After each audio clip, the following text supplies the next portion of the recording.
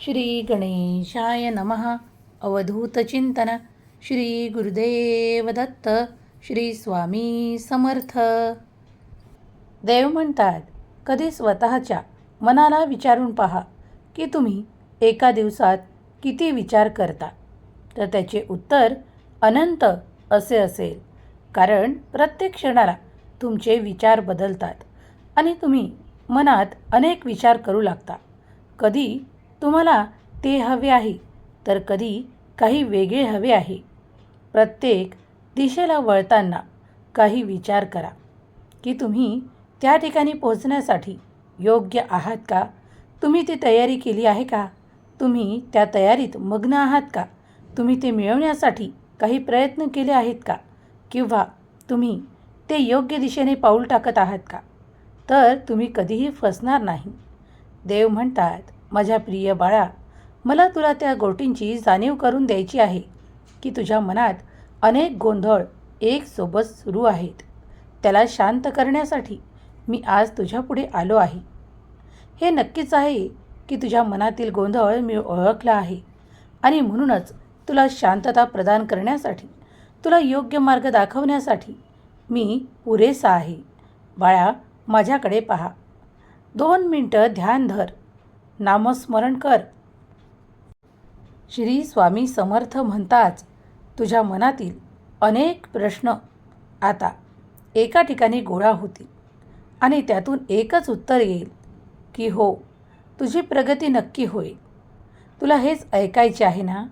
मग थोडा धीर धर, संयम दाखव, कारण मी तुझ्यासाठी मार्ग तयार करत आहे. जेव्हा भगवंत परमेश्वर आपल्या प्रिय बाळांसाठी, भक्तांसाठी मार्ग तयार करतो, तो निराळा असतो. कधी तो त्याला स्पष्टपणे दिसतो, तर आज तो त्यापर्यंत पोहोचलेला नाही म्हणून त्याच्यासाठी तो अंधुक असतो. तो अप्रकाशमान असतो, म्हणूनच तो स्पष्टपणे त्याला दिसत नाही. म्हणून तो तुला प्राप्त होणार नाही का? तर याचे उत्तर होय आहे. तुला ते आत्ताच मिळणार नाही, कारण त्यात काही अवधी बाकी आहे. होय, तुम्ही सत्य ऐकत आहात. कधीकधी तुमची धावपळ, तुमची काही मिळवण्याची क्षमता आणि तुम्ही ते विचार करू लागता की तुम्हाला ते आत्ताच सर्व काही प्राप्त व्हावं. तर तुम्हाला हे माहीत आहे की दैवी एक चक्र आहे जे या सृष्टीलाही मान्य करावे लागते. सृष्टी ही चक्रानुसार सुरू आहे. प्रत्येक गोष्टीचा एक योग्य कालावधी आहे, एक योग्य कालखंड आहे. प्रत्येक गोष्टीच्या निर्मितीसाठी काही कालावधी हा लागतोच, हे तुम्हाला सर्वांना माहीत आहे. मग ही तळमळ कशाची? ही धावपळ कशाची? अरे शांत व्हा. मनातल्या विचारांना शांत करा आणि एकाग्र मनाने परमेश्वराचे ध्यान चिंतन करा. तुमचा मार्ग तुम्हाला लवकरच सापडणार आहे, पण त्यासाठी तुम्हाला पूर्वतयारी करणे आवश्यक आहे. जेव्हा भक्त पूर्वतयारी करतो, देवावर अढळ विश्वास, श्रद्धा ठेवतो आणि आपल्या मार्गाने पुढे जाण्यासाठी ते शांततेने प्रयत्न करू लागतो. तुमच्या मनाला काहूर जमले आहे, ते काहूर नष्ट करण्यासाठी आज मी तुमच्यापुढे हा संदेश पाठवत आहे. मनाला एकाग्र करून हा संदेश ऐकत राहा, कारण पुढील काही मिनिटे तुमच्यासाठी अद्भुत आणि चमत्काराची ठरणार आहेत. ज्या क्षणाला तुम्ही दैवी आशीर्वाद प्राप्त करू इच्छिता, तेव्हा माझे संदेश तुमच्या आशीर्वादांना वाढवतात, तुम्हाला पुढे करतात आणि तुमच्यासाठी ऊर्जा प्रदान करतात. आजही माझी ऊर्जा तुम्हाला प्राप्त होत आहे. असंख्य गोष्टी ज्या नकारात्मक आहेत, ज्या तुमच्यासाठी त्रासदायक आहेत, काही लोक आजही तुमचा विरोध करत आहेत. ते विरोध का करत आहेत याचं आजही मूळ तुम्हाला कळलेलं नाही किंवा ते पुढील काही काळात कळणार देखील नाही. पण त्यांचा विरोध हा सुरूच राहील. मग त्यांच्या विचारात तुम्हाला तिथेच थांबायचे आहे का? काही विरोधक हे घरातले असतील, काही विरोधक हे शेजारपाजारचे असतील, काही विरोधक तुमच्या मित्रमैत्रिणींमध्ये असतील, तर काही विरोधक तुमचे सख्खे नाते असेल. होय, कारण तुम्ही ते करू पाहता जे कधीच तुम्ही याआधी केलेले नाही. ते करून सरसावण्यासाठी तुम्ही जसजसे पुढे जात आहात, तसतसा तुमचा विरोध वाढताना तुम्ही पाहत आहात. काही लोक इथे काही प्रेमाचा संबंध लावतील, की कुणी प्रेम करत आहे म्हणून कुणी विरोध करत आहे, कुणी कार्य करत आहे म्हणून कोणी अडवत आहे, कुणी पुढे जाऊ पाहत आहे तर कोणी अडवत आहे, कोणी काही घेत आहे त्यात कोणी अडवत आहे, कोणी काही असे व्यवहार करत आहे ज्यात कोणी आडवं येत आहे. प्रत्येक ठिकाणी तुम्हाला असे व्यवहार करताना दिसतील. तुम्हाला खूप अनुभव येतील, पण तुम्हाला खचून न जाता या सर्व काही परिस्थितींना सामोरे जायचे आहे. भगवंत जेव्हा तुमच्यासोबत आहे असे तुम्हाला जेव्हा कळते तेव्हा तुमच्यासाठी सुकर मार्ग तयार होतात. देव कधीही तुम्हाला एकटं सोडत नाही. देव तुमच्या अवतीभोवतीच आहे. अगदी या क्षणालासुद्धा मी तुझ्या हृदयातून तुझ्याशीच बोलत आहे. तू हे जे काही ऐकत आहेस ना, हे तुझ्या अंतर्मनातील प्रश्न आहे. ते मी आज या संदेशातून तुझ्यापुढे मांडत आहे. बाळा, उशीर होण्याअगोदर जागृत हो. कधीकधी काही फसव्या कल्पना तुझ्या मनात येऊ लागतात की मी ते केले तर मी अधिक पुढे जाऊ शकेल. कधी तुझ्या मनात येते की मी हे केलेच नसते तर फार बरे झाले असते. असे अनेक नकारात्मक आणि सकारात्मक असे विचार येऊ लागतात. मग त्यातील तुला फक्त सकारात्मक निवडायचे आहे. तू जे काही करू पाहत आहेस त्यात पुढे जाण्यासाठी मी तुझा हात धरतो. पुढे जा, पाऊल टाक, कारण अडवणारे खूप मिळतील, पण पुढे जा सांगणारा फक्त भगवंत आहे. म्हणून भगवंताची आस आणि भगवंतावरचे परमेश्वरावरचे प्रेम कधीच सोडू नका.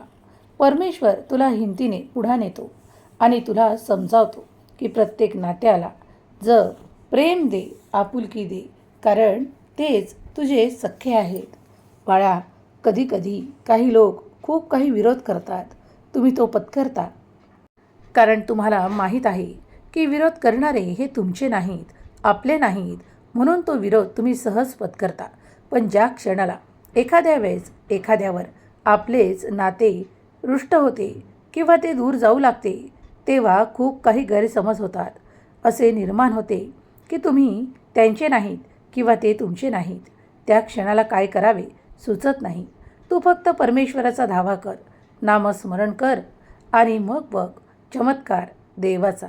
होय, कारण देवच तुला योग्य मार्ग दाखवणार आहे. कधीकधी लोक मित्रांनाही सोडू शकतात. कधीकधी लोक काही गोष्टींनाही सोडू शकतात. एखादे आपले कार्यही सोडू शकतात, पण आपल्या नात्यांना नाही. कारण हे नाते त्यांना दैवी भेट आहे, दैवी चमत्कार आहेत. म्हणूनच हे नाते त्यांच्याजवळ आहे.